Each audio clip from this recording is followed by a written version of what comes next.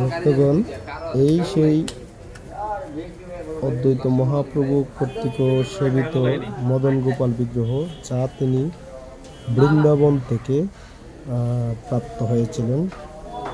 তিনি স্বপ্নযুগে এই মদন গোপাল বিগ্রহ বৃন্দাবনের পাহাড়ের পাদদেশ থেকে উদ্ধার করে সেখানে একটি মদন গোপালের মন্দির স্থাপন করেন এবং সেই বিগ্রহকেই পরবর্তীতে তিনি তার নিজ গৃহে এনে তিনি সেবা করতেন। এই হচ্ছে সেই মদন গোপাল বিগ্রহ। আসুন আমরা তার নিজ মূল বাড়ির বাসস্থান সম্পর্কে জেনে নিই। প্রিয় ভক্তগণ, আপনাদেরকে এখন আমি অদ্বৈত মহাপ্রভুর বর্তমান যে মন্দির এবং সেখান থেকে পূর্বে কোথায় ছিল এবং কিভাবে এখানে আসলো, কোথায় তার মূল বাসস্থান ছিল, সে বিষয়টি সম্পর্কে একটু বর্ণনা দেব। তো আপনারা এখানে দেখতে পাচ্ছেন যে চিত্রে, গুগল ম্যাপের যে চিত্রটা, সেখানে দেখতে পাচ্ছেন অদ্বৈত মহাপ্রভুর মন্দির বারুণী, যে ওম চিহ্নিত যে টেমপ্লেটটা আছে সেটা হচ্ছে আপনার অদ্বৈত মহাপ্রভু বর্তমান মন্দির বা আশ্রম। এখানে মোটামুটি বেশ বৃহদায়তন নিয়ে তিনটি মন্দির সহ আশ্রয়স্থল সেখানে নির্মাণ করা হয়েছে। তো যে নির্মাণটুকু করা হয়েছে, যে আশ্রয়স্থলটুকু নির্মাণ করা হয়েছে, সেই আশ্রয়স্থলটা পুণ্যার্থীদের জন্য যথেষ্ট নয়। এখানে প্রতি বছর পুণ্যস্নানের জন্য ভারত, বাংলাদেশ এবং নেপাল থেকে প্রায় 15 লক্ষ মানুষের সমাগম হয় এবং এর জন্য এই 15 লক্ষ মানুষের জন্য যে আশ্রয়স্থলটি করা হয়েছে, যে আশ্রমটা নির্মাণ করা হয়েছে, সেটা যথেষ্ট নয়। এমনকি শুধু তাই নয়, যে জায়গাটাতে স্নান করা হয় সেখানেও 15 লক্ষ মানুষের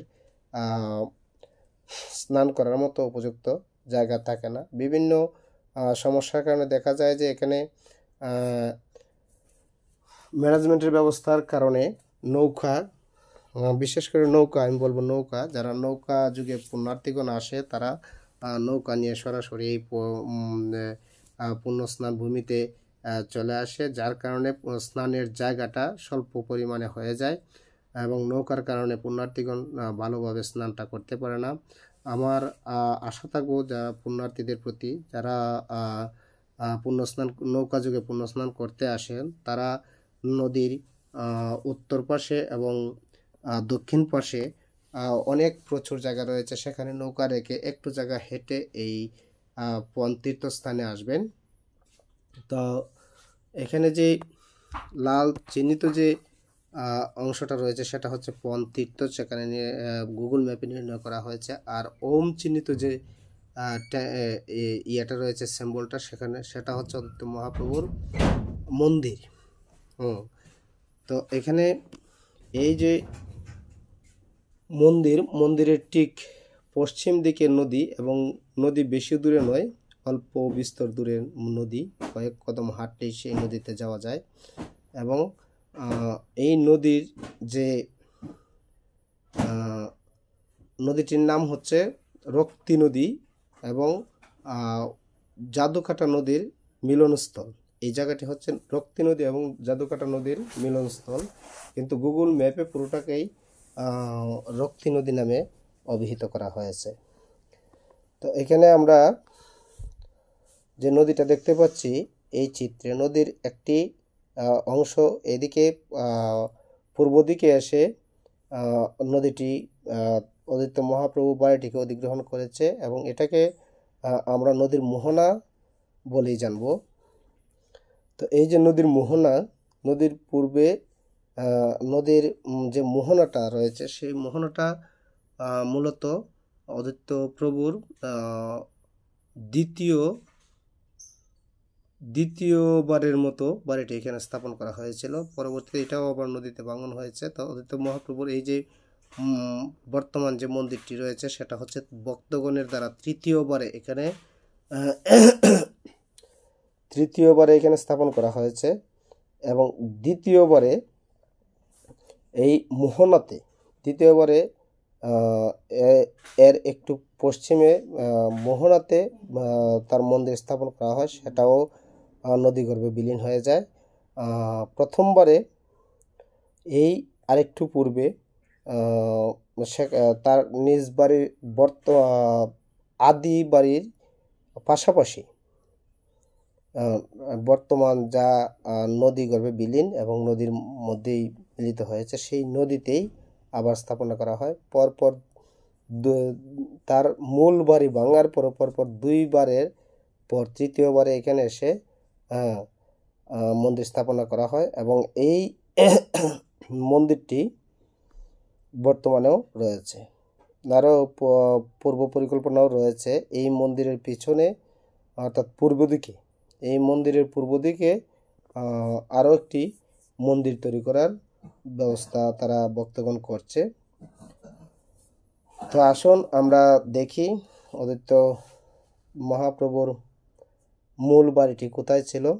তো এই জন্য আবার আমরা আরেকটি গুগল ম্যাপের চিত্র আপনাদের সামনে নিয়ে আসব। তো আসুন আমরা ওই চিত্রে দেখি তার মূল বাসস্থানটা কোথায় ছিল। তো আমরা যদি তার মূল বাসস্থানটা নির্ণয় করতে চাই, এখানে জনশ্রুতিতে আছে যে লাউরের গড় এবং পন্তীর্থর ঠিক মাঝামাঝি স্থলে তার মূল বাড়িটি ছিল এবং সেটা নিয়ে অনেক মতবিরোধ রয়েছে। তবে যে এখানে বলা হয়েছে তার বাড়িটিকে 3 বার স্থানান্তর করা হয় এবং তার যে পূর্ব যে জনশ্রুতি রয়েছে সেই জনশ্রুতি অনুযায়ী এখানে আবার পন্তীর থেকে জাদুকাটা নদীতেই বলা হয়েছে অনেক ক্ষেত্রে, কিন্তু এখানে যে গুগল ম্যাপে যে জাদুকাটা নদীর যে পয়েন্টটা দেখানো হয়েছে সেটা হয়তো অনেকটা সঠিক নাও হতে পারে। আমার মনে হয় জাদুকাটা নদীর পয়েন্টটা এই পাশে হবে, অর্থাৎ নদীর যে পয়েন্টটা দেখানো হয়েছে সেখান থেকে একটু দক্ষিণে, অর্থাৎ পন্তীর্থ যেখানে রয়েছে যে সাইনবোর্ডটা রয়েছে সে তার একটু আরও একটু দক্ষিণে হবে। আচ্ছা, যাই হোক, তো আমরা যে অদ্বৈত মহাপ্রভুর যে মূল বাড়িটি আমি যতটুকু অনুমান করতে পেরেছি সেটা হচ্ছে এই যে এখানে যে স্টিকারটা রয়েছে, লাল স্টিকারটা, সেই স্টিকারটা আমার ধারণা সেখানেই ছিল অদ্বৈত মহাপ্রভুর মূল বাসস্থান। কারণ এখানে যখন নদী খনন করা হয় সেখানে একটি বিষ্ণুর মূর্তি পাওয়া যায়, যা ধারণা করা হয় যে অদ্বৈত মহাপ্রভুর পিতা কুবেরাচার্য তার এই বিগ্রহের সেবা করতেন। তো এই বিগ্রহটি সেখানেই পাওয়া যায় এবং এ থেকে ধারণা করা হয় যে এটি ছিল তার আদি মূল বাড়ি বা বাসস্থান। সেখান থেকে পর্যায়ক্রমে 3 বারের মতো তার বাড়িটি স্থানান্তর করা হয়। 2 বাড়িটি নদী ভাঙনে নদীগর্ভে বিলীন হয়ে যায়।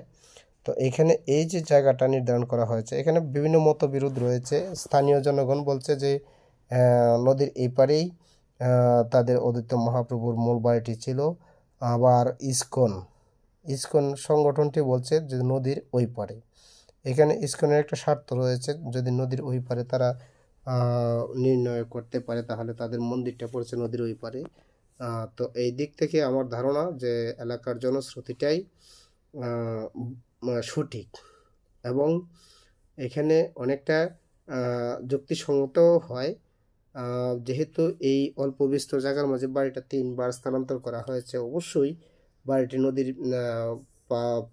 পারেই স্থাপনা করা হয়েছিল। এই দিক থেকে বিচার বিশ্লেষণ করে দেখা যায় যে এই যে স্টিকারটি রয়েছে সেই স্টিকারটি হচ্ছে অদ্বৈত মহাপ্রভুর মূল বাড়ি বা বাসস্থান।